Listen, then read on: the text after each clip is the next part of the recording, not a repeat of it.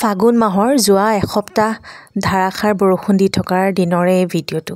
বা আৰু ভাগিনটো এসপ্তাহমান থাকিবলৈ আহিছে। গুড মৰ্নিং কোৱা। আমাৰ অচ্ছয়া দেখিছেনে শুই উঠিয়ে তুঠাৰ কোচতহে উঠে।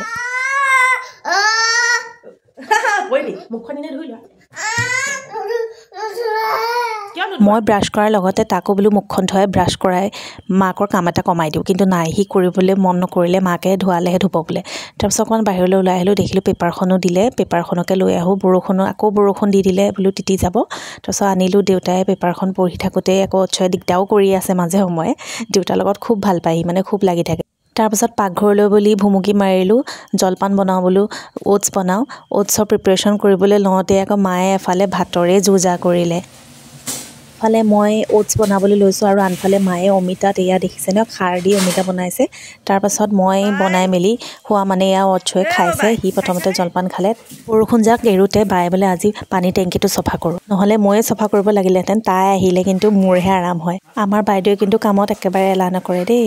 ভিডিঅ' চাই ভাল পালে কমেণ্টত জনাব।